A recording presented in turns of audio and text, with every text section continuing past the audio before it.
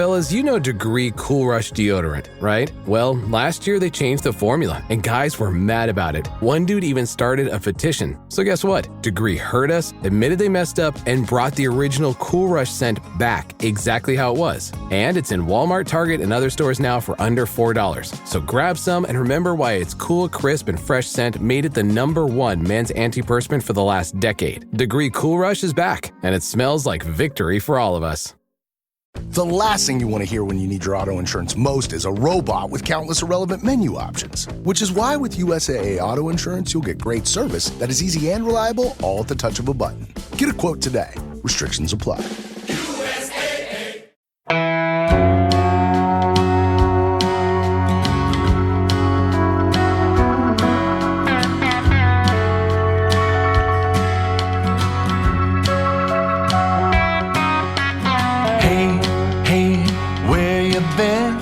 Buckeye Talk is about to begin.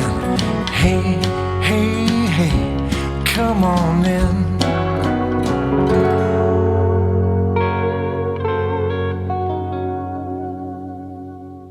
Welcome back to Buckeye Talk. I'm Stephen Means and Stefan Krajisnik. We talk with Ryan Day on Tuesday for the first time since Ohio State spring game, since Ohio State had 14 players drafted in the NFL draft over the weekend.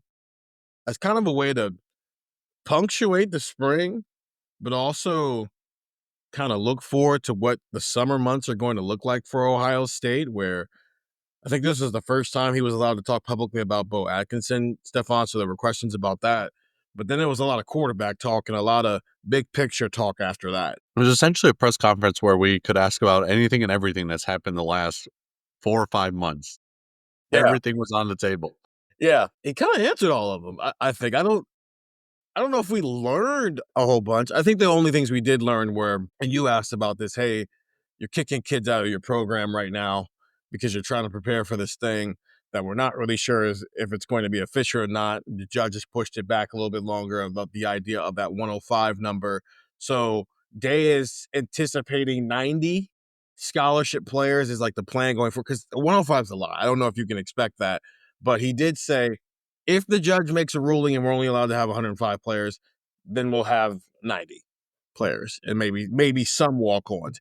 If the judge doesn't make a ruling, we're still going to have 90 scholarship players, and we might have up to 120 players total when you include in walk-ons. So this is essentially for Ohio State bubble down to, if we can have walk-ons, we're going to have them. We can't, then we won't have walk-ons.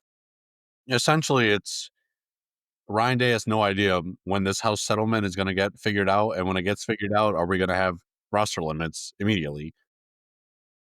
Essentially, what happened with guys like TC Caffey is, hey, you're a pretty good football player. We'd love to keep you as a walk-on, but I don't want to get to July 1st or August and I have to say, oh, sorry, we have to cut you because of the roster limit. And now the kid can't go anywhere. So it's essentially Day being like, hey, if we go to roster limits, you're probably not going to be on the roster anymore as a walk-on. Why don't you go into the portal now when you can still leave and go play somewhere else?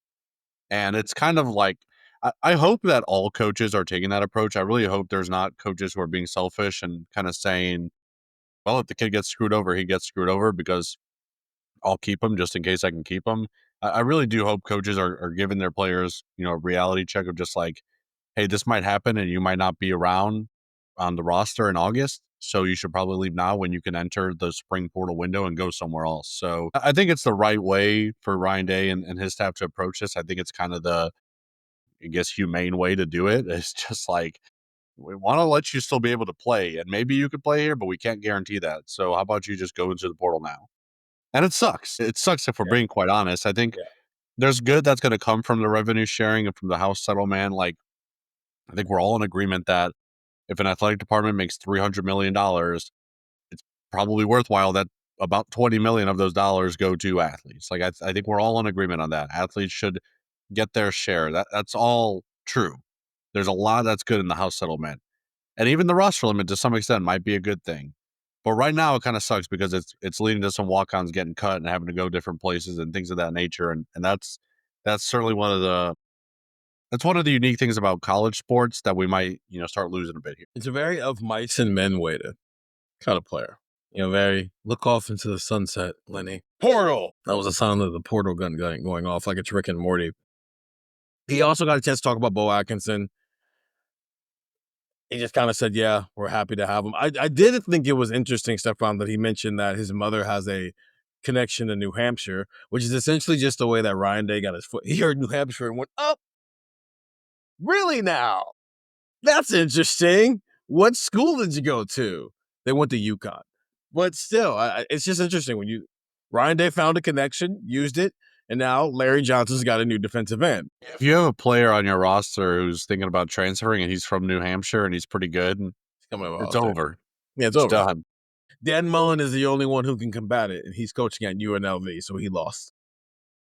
What did you think of the way he talked about the defensive tackle depth today? Well, I got the vibe that there wasn't anyone in the portal who they thought was good enough.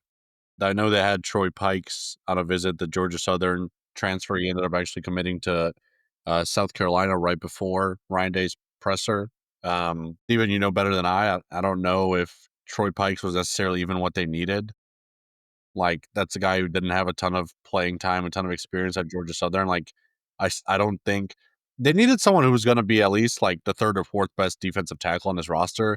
And I don't think Troy Pikes would have been that. So maybe they went after him. Maybe they brought him in and were kind of like, I don't know about it. Maybe you're better off going somewhere else. I think a lot of people thought it was going to be Georgia for a while and ended up being South Carolina. I think at the end of the day, and we're actually going to, ironically now do a podcast in the near future talking about if you could take any player in college football and put him on Ohio State, who would it be? There was nobody like that in the portal. At least I don't think so. That you're looking at saying 100% this is a guy that improves Ohio State's defensive tackle room. And if that's the case, if they don't need a fifth best defensive tackle.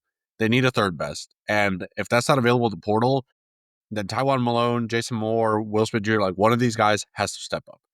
And I think that might just be my biggest takeaway from the defensive tackle room this spring is that if you can't find someone good enough in the portal, someone's just going to have to step up. And if they don't, then you're going to be in a really tough spot because your two starters are really good, but you need a little depth at that position to be able to slow down a running game. And when you look at the teams they face, Penn State, Michigan, Texas, these are all teams that are going to have pretty good rushing attacks. They're going to test you, especially in those middle quarters.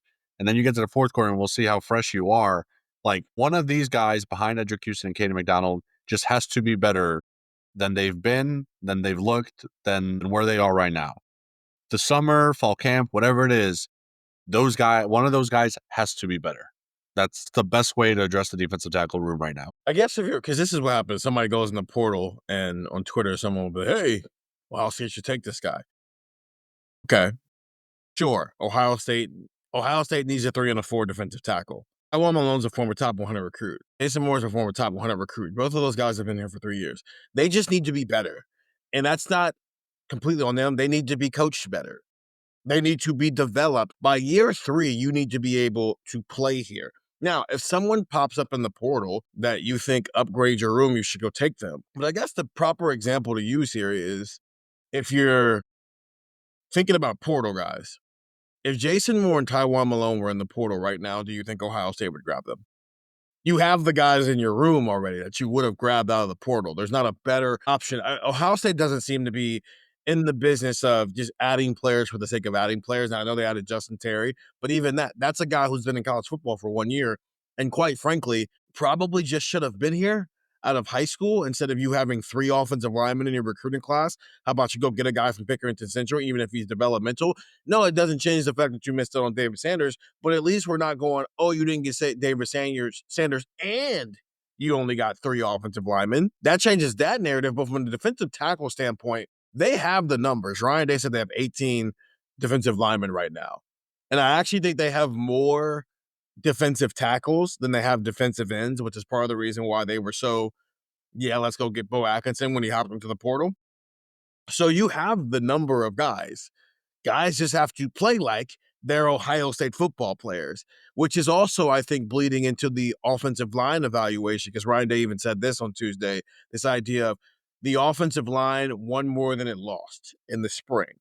But you take it with a grain of salt, because would that have been happening if Tyleik and Ty were in the middle of that defense instead of when it's not Edric Houston and Kaden McDowell? It's a series of guys who clearly have not taken that jump that they need them to take this year. And so I always wonder, and I should have asked this question instead of what I asked. How does the lack of development in one area impact the way you're able to evaluate another area? And I am wondering, and a little worried about how that impacts Ohio State's offensive line. If right now it doesn't feel like Ohio State's confident in what it has outside of its starting defensive tackles. Yeah, I guess the only counter you kind of have is that we've seen basically everyone on that offensive line, at least on the interior, Like football. go up against, Yeah. Texas, Tennessee. Like we've Yeah. seen Luke Montgomery go up against Notre Dame. Like that's I guess kind of the one silver lining you can have in that, I suppose. But you're definitely right. Where Justin Terry, I think is a developmental project. He could be a pretty good tackle for you, but you kind of just needed a body at offensive tackle. Defensive tackle, like you've got more than enough bodies. Frankly, if they had gone out and landed someone at defensive tackle in the portal, someone that they thought could be the third best guy, I wonder if one of those defensive tackles that we just talked about would have left. Maybe because you have enough bodies where you could. I think you could lose a guy if you're bringing in a pretty quality guy. So Justin Terry was about go out and get some depth. You need some bodies. Even Bo Atkinson was like, hey, we could maybe use a body or two. Now they happen to get a pretty good guy. That's a very quality guy to get, but you kind of needed some bodies there. Defensive tackle is where you needed a really good player. You didn't necessarily need someone to just add to the practice squad essentially, and that just kind of wasn't available there. So the spring portal window has been weird, man. It's been very weird. But it's always weird because I don't know. Spring portal window has generally been quieter. This one hasn't been quiet. It's been quiet for Ohio State. yeah, But you look across the country, like it started with Nico, and there's been some yeah. pretty big names in the spring portal window where you're just like, okay, interesting. I feel like the spring window has turned into from the player's perspective, we have leverage window, which is from the outside looking in, and you read everything, and it just seems like that's what Nico and his family tried, and his team tried to pull is we have some leverage here. What are you going to do? Go find another quarterback? Yeah, we're going to trade you to UCLA for UCLA's quarterback. That's what we're going to do essentially. But the winter window, I don't know if it's been weirder or it's just things that typically happen with the transfer portal or have been much louder this time around because you've got a combination of what's going on with Nico, which has created a butterfly effect of UCLA's quarterback having to leave, Madden Lavo doing what he did at Arkansas, Micah Hudson, the former 5-star wide receiver, leaving Texas Tech in the winter, transferring back to Texas Tech in the summer. There's but it's not just him. There's high school recruits who literally just showed up as early enrollees in January and they're already in the portal. It does seem messier in a way that seems louder than in other years. Like, I wonder, I don't know, like, did Ohio State deal with that at all? Did Devin? Probably not. Probably not. Probably not. So I won't even say a name.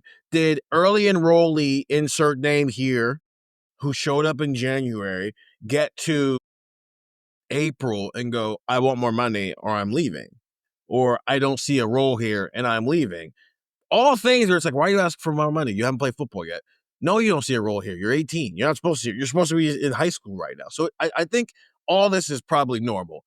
It's just the veil is being, kind of opened up there, and we're getting to see the underworkings of all this stuff a little bit more than maybe any college coach would like for it to happen.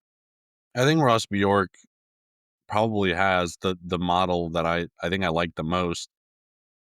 He talked to ESPN about this after one of the recent CFP meetings. There was a recent CFP meeting, and they had Bjork, the AD from Notre Dame, the AD from Texas, and the AD from Penn State all there because they are all four of them hosted a first round playoff game and then also made it to the Final Four. So they kind of saw the 12-team college football playoff as in depth as any school.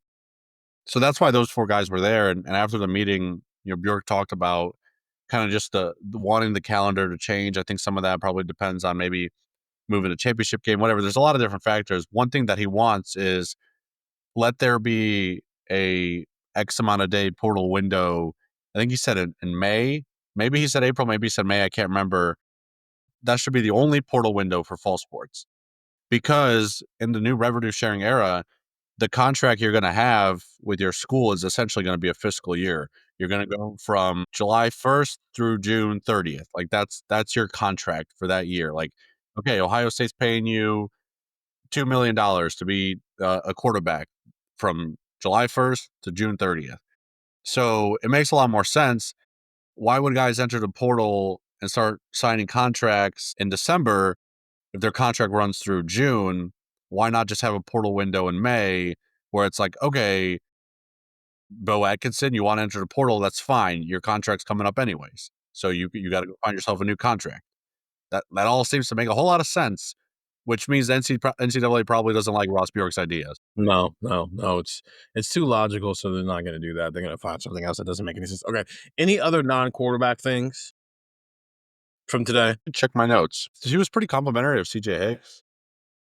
Did people think CJ Hicks was leaving? That's the vibe I got from some of the questions. Okay. I didn't think CJ was going to leave. Yeah, he praised how he's been playing in the pass game and he's growing in the run game. I think that's kind of what we expected, right? Like, we know what CJ is as a pass rusher, and if he's growing in the run game, I think that's a good thing. He was also complimentary of Matt Patricia and Tyler Boeing, kind of what they've been able to do. Oh, he said Seth McLaughlin should have been drafted, and I think he gave a pretty good analysis. He was basically like, he should have been drafted. I'm sure the fact that he only plays center and the fact that he tore his Achilles probably didn't help, but I think we'd all agree, like, yeah, those two things didn't help, but Seth McLaughlin probably should have been drafted. He essentially said Tyler Bowen and Matt Patricia were kicking butt on the recruiting trail. They are. And they are kicking butt on the recruiting trail. He also named a starter today, kind of. Austin Cerebell? Yeah, he said he's going to be a starter for us. I don't know where yet, but he's going to be a starter. I mean, yeah, I could have said that. Well, when he said that, I was like, okay, maybe he's kind of telling us that Cerebell's like separating at right tackle. And then he started talking about how good Philip Daniels has been. I was like, where are you playing Austin Cerebell? No. He caught himself. Austin Cerebell's going to be a starting right tackle. I see what he's doing. I got to name everybody so nobody feels left out. Day is too honest sometimes for this job. He could just go, well, we got a lot of guys in the mix. No. Austin Cerebell's going to be a starter for us.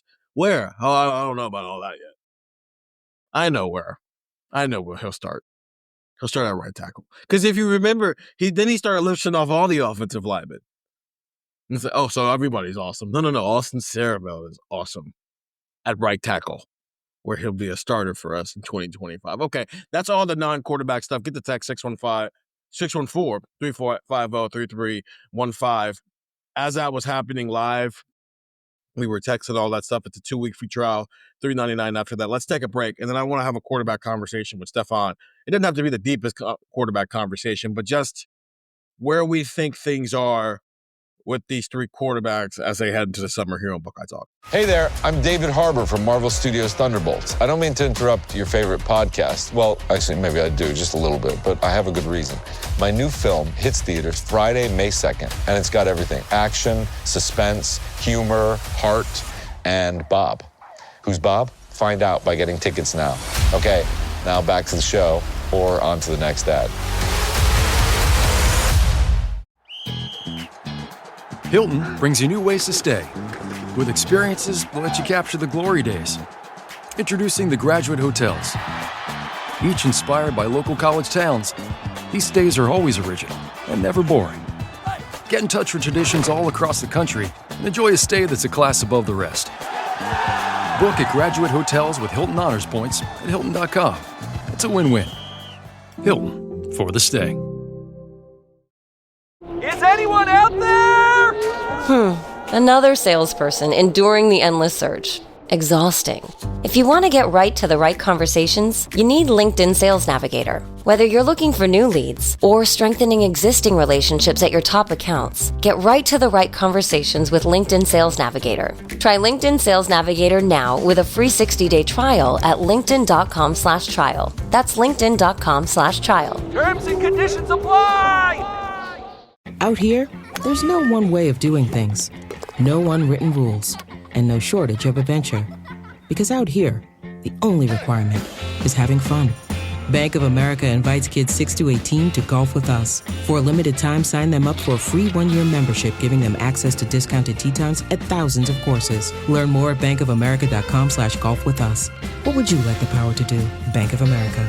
Restrictions apply. See BofA.com/golf with us for complete details. Copyright 2025 Bank of America Corporation. And we're back here on Buckeye Talk. Stephen Means, Stefan Krajisnik, after talking with Ryan Day on Tuesday to wrap up the spring and kind of preview where Ohio State goes from here in the summer. Right now, Ohio State's out on the recruiting trail for another I think, day and a half. I think for another day and a half. But May's going to hit, the dead period's going to hit, and then they're going to get to June and get into all these camps and official visits, and it'll be all recruiting. So what he said about Tavian St. Clair, Stefan, I think that's its own pod and requires a 45-year conversation with Ryan Day on quarterback play, because he used the question of, hey, where's Tavian St. Clair in his development? And it ended up with him talking about how the NFL draft evaluates quarterbacks, the difficulties in developing quarterbacks, why it is such a crapshoot, and why why quarterbacks, like, if you really think about it, they don't play a lot of football, so you don't really know too much about them.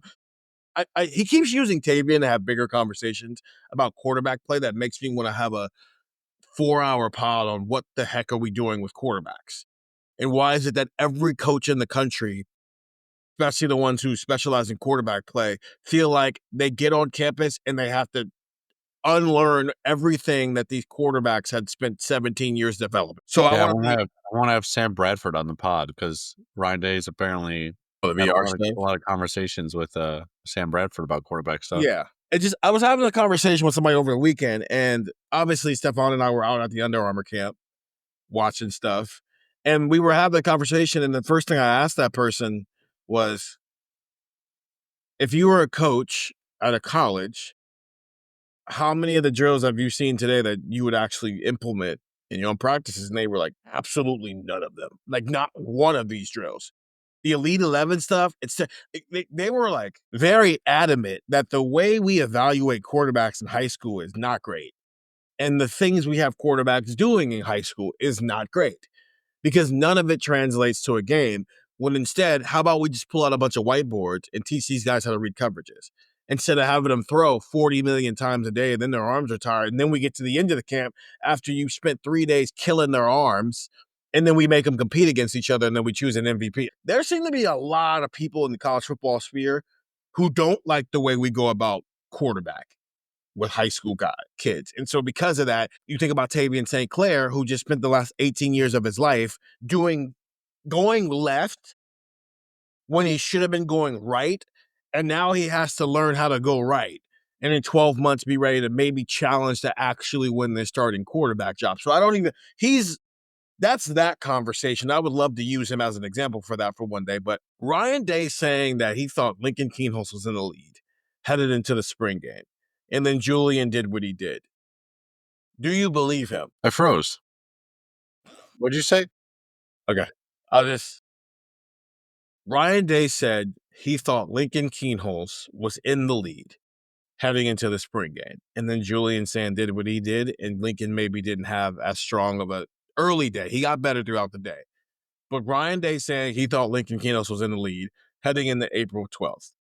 Do you believe him? Yeah, because I think we saw those practices where it looked like Lincoln Kienholz was ahead. I do believe him because I think we saw those practices where it looked like Lincoln Kienholz was ahead. And Julian Sayin was not having the most crisp of performances, at least when the media was there, at least during those open sessions, right? So, yeah, I think I do believe him. I also do think I believe him when he says that there's no front runner right now. But he also said that the thing we saw from Julian in the spring game is what he had been doing all spring. Because that's the other thing he got to do. It's not about being extraordinary. It's not about rising to the occasion. It's just about falling to the level of your trade. We want to see the things you're doing in practice translate to the game. So how is that true?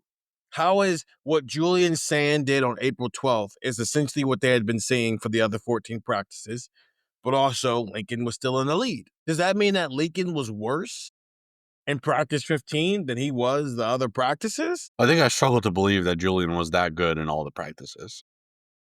No, because, we saw 2 of them. Because we saw it, yeah. It wasn't great. More the second one than the first one we saw. I didn't think he was that bad on Student Appreciation Day. I just think Lincoln was better. Yeah, Lincoln looked good on Student Appreciation Day, yeah. Yeah, I don't know. I kind of just struggle to believe that Julian was as good all spring as he was in that spring game, because every time we saw him, he didn't look as good as he looked in the spring game, which I think is normal, because you're going to look like Julian Sayin should look better in practice 15, which happened to be the spring game, than he did practice 1 or 2 or whatever numbers we saw. Like that makes sense to me, but I don't think he looked as good in practice 1 as he did practice 15. Did your opinion on the quarterback battle change at all? based on that. Based on the spring game? No. Based on how Ryan Day talked about these two. Yeah, no, I don't think so. Why not? I think because I think Julian Sayin is still going to be this team starter. I don't know if it was asked in the question or he brought it up, like the idea of this is maybe like Kyle and Devin, where it's a little closer than people think it is. What's your percentage how confident are you, scale of 1 to 10, that Julian Sayin is going to be a starting quarterback? 7.5. Rising or losing steam? Probably rising. I'm worried that this battle is going to get weird. I think Julian's going to win it, but I'm a little concerned that this might get a little weirder than we're giving it credit for, because I don't know if I was expecting Ryan Day to say that publicly, that he thought Lincoln Kienholz. Because he said that about Devin last year after it was all said and done. Yeah, there was a point in 2023 where I thought Devin was going to be a starting quarterback, and then Kyle just came along strong. But it's not like he said that in the moment that they were going through it. But I'm trying to balance how much of this is genuinely real. Lincoln's in this thing. Lincoln genuinely was in the lead at a certain point in the spring. This is going to be a real battle, and Julian's going to have to earn it, versus the portal's closed, so it's not like Lincoln can go anywhere, but how much of it is just simply Ryan Day trying to make sure he keeps both of these guys engaged to get the best out of them? I'm sure that there's some of that to it. I just think for me, it goes back to I agree. I thought there was a point in the spring where Lincoln maybe looked like he was the front runner, but also part of that was because I didn't think Julian was looking great. So it was more about Julian than it was about Lincoln. Yeah. I think Julian, what we saw in the spring game was something that we had not seen throughout the spring yet. Maybe there were moments in which they saw it. That looked different to me. So they're in the summer.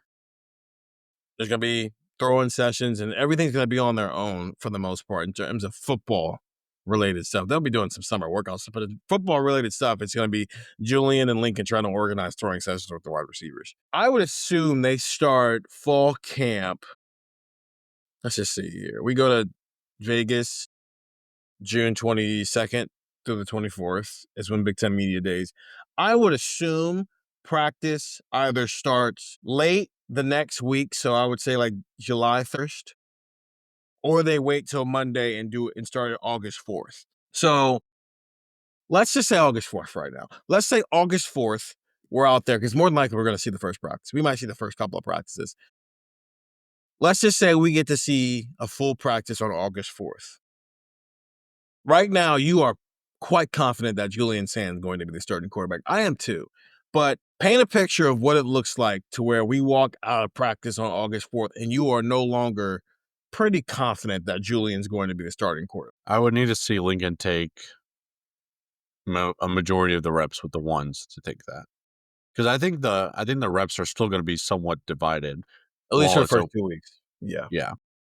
And I guarantee probably around like midway through August, like maybe around like August 20th-ish is when you start seeing someone gets named the quarterback and that guy gets a majority of the first team reps. Unless Lincoln has taken a majority of the first team reps, I'm walking out of that practice thinking this competition is still exactly where I thought it was. And I think it's smart on August 4th, if that is the date we're talking about, to have Lincoln and Julian both probably split like first team reps. Like you still want to let Lincoln have like a spot in this competition, let him have something to compete for. Like I think if Lincoln has a great summer, and he has a great start to fall camp and they're dividing up the reps, like I said 7.5, that means there's 25% of me that still thinks that maybe Lincoln can't win this job. Mm-hmm. Right? So you still kind of give him that opportunity. I'm just projecting that by the time you get to mid-August, I think we're just going to know that Lincoln or that Julian is the better quarterback, and I'm 7.5 confident that he's going to be that guy. I think I agree with that. The thing I asked Day about was how a top 5 opponent changes your preparation. He said it'll start in June. And I asked it that way because then I wanted to follow up with, okay, does it change the timeline for the quarterback? He's like, no, because there's like a natural order to how that goes about things. Here's my thing with Day wants a guy with some juice, like some competitive.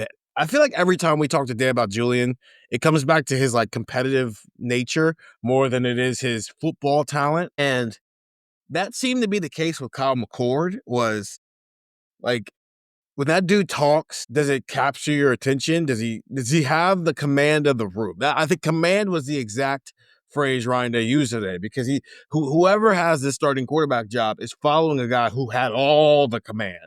of the room. So they got to see what that looks like. Put the talent aside. This is Ohio State. There's a floor level when it comes to talent. That's pretty high when it comes to quarterback talent here, especially when you're talking about guys Ryan Day recruited out of high school and not a fifth-year senior from Kansas State. And again, yes, Kyle couldn't run, but there was also an element of, do you think Kyle McCord would have pulled this team out of the hole it was in when they lost to Michigan in 2024? No. Right. That's part of the Will Howard could do that.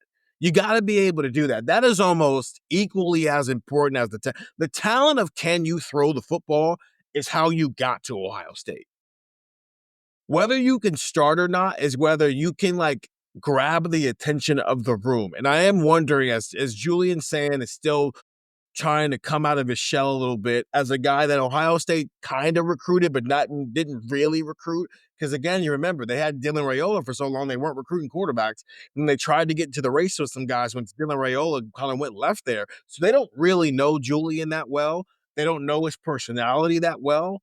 They don't know whether he's got dog in him, for a lack of a better way of putting it. Is Julian Sayin a dog? Because it sounds like Lincoln Kienholz is a dog, and that's not everything, I know. But it's part of the equation of why I asked you, did you think that if Ohio State lost in 2024 with Kyle McCord as the starting quarterback, they would have galvanized themselves out of that hole and won a natty? You just said no pretty emphatically, but the NFL just told us that Kyle McCord's a better quarterback, even if it's only by 7 picks. But that's kind of the point here.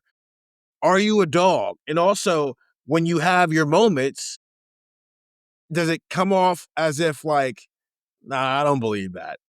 I don't believe you're actually like that. And I think that's Julian Sayin's challenge and why Ryan Day keeps talking about it so much. So I'm with you. From a talent standpoint, Julian Sayin's going to be this team's next starting quarterback. But the team's ceiling might be dependent on his ability to do what Will Howard did in terms of where he sits in the hierarchy of the locker room. Can he grab people's attention? Can he get people to galvanize behind him and believe in him? Versus, he can just throw some good balls around the yard. Well, I think this summer is going to be important in that sense for Julian Sayin because, Ryan Day was talking about wanting Mick to, not just push these guys physically, but also, create some competitiveness in the workouts and do some of that with Julian. I think I just saw a video right before Ryan Day's presser of, I think the Colts, they went to to Butler's practice facility and did knockout and basketball competition and stuff like that. And I think the whole thing was Shane Steichen was I want to push you guys competitively. And we're not going to play 11-on-11 football with helmets on. So why don't we go do this? Does Ohio State do stuff like that? Does that bring out maybe some of that competitiveness from Julian Sayin? And I'm sure he has it.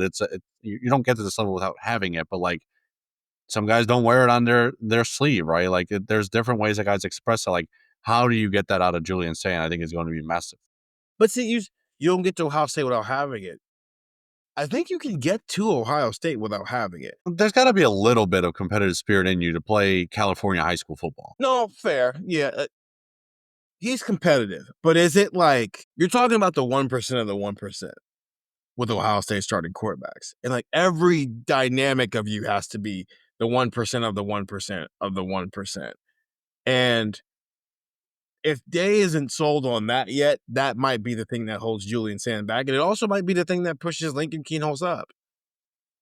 Because that type of stuff can carry you when your talent is got to Will Howard's talent had a ceiling on it, but they won a natty because he's got that dog in him. Think there's any chance to go into 2025 and the quarterback competition continues? The Texas game obviously makes it a little tougher. Yeah, that's what. I think if they weren't playing Texas week 1, I'd say yes. Let's just say that if the schedule was Ohio Grambling, yeah, which is why one guy started one game, one guy started the other game. Which is why they were able to do that in 2023. Yes, Indiana's a Big Ten game, but Indiana wasn't what they were going to be 12 months from then. And then you had a couple of non-Power 4 opponents where you could test it out a little bit further and be more secure in what you were heading into with Notre Dame. I don't think you can do that this time around, which is why there just seems to be an urgency to create those moments as much as possible over the next couple of months here, because Julian's got to be that. You can't. Seen, felt, heard, man. And it feels like you see him. I don't know if you hear him and feel him yet. And again, he's 19. He's growing into it. But and that was the thing with CJ was you could see him and you could feel him, but you didn't really hear him much. There's always no one comes in with all three. And if you do, you're special. You're Will Howard, who was 23 years old when he came in with all those three things. So it's a process, but the process has to be expedited expedited because it's Texas week 1. And I'm sure that Sarkisian's going through this with Arch Manning right now, but Arch already has the job. He's not trying to win the job. Julian and Lincoln are still trying to win the job. So it's just, for whatever amount it's worth, having some dog in you matters. And it seems like that is more of the focus for Ohio State in a world where you're not worried about the ability to throw the ball and you're not worried about him having to elevate weapons because these weapons are definitely going to elevate him, which is how we got into Max Clare conversations about, hey, the type of weapon he could be, which is why Stefan and I both said that, hey, maybe he's a first-round draft pick in 2026. Anything else you want to bring up? In terms of no, not particularly. The quarterback conversations were interesting. It's just such an intriguing battle because I do agree with you. I think a lot of it is intangible, and I don't know how much we're going to see that until week 1 against Texas. Yeah, the thing that's deciding this battle isn't the thing of, okay, can he make the throw? It's is he going to choke on a drive where you absolutely have to have it? You got to have it right now. And do you think that Julian Sayin or Lincoln Kienholz can be the guy who's going to get it for you? Because we're going to find that out week 1. Okay, get the text 614-350-3315. More of a news power reaction to Ryan Day. I would love to talk with Ryan Day about that for an hour and a half. Just that idea of where that falls in the hierarchy of things that you can evaluate with a quarterback. Because it does seem like everybody you talk to about quarterback play, it's like, I don't know, man. It's kind of a crapshoot. Okay, but you're like a quarterback guru. I don't even know what that means, dude. He's played 12 games. I don't know what he can and can't do. Get the text 614-350-3315. That'll wrap up the news pod. Tomorrow, we're deep diving into some portal stuff over the next couple of days here. Tomorrow's pod is if you could have anybody in college football right now, everybody was available to transfer, and Ohio State could add a guy, one on offense, one on defense. Who would you add? And later this week, we're just kind of do a threats pod of the biggest threats to Ohio State's national title hopes in 2025. Some of those can be outside threats, and some of them can be things that are happening within the program as well. But everything is on the table. So get the text 614-350-3315. 2-week free trial, $3.99 after that. For Stefan Krajisnik, I'm Stephen Means, and that was Buckeye Talk.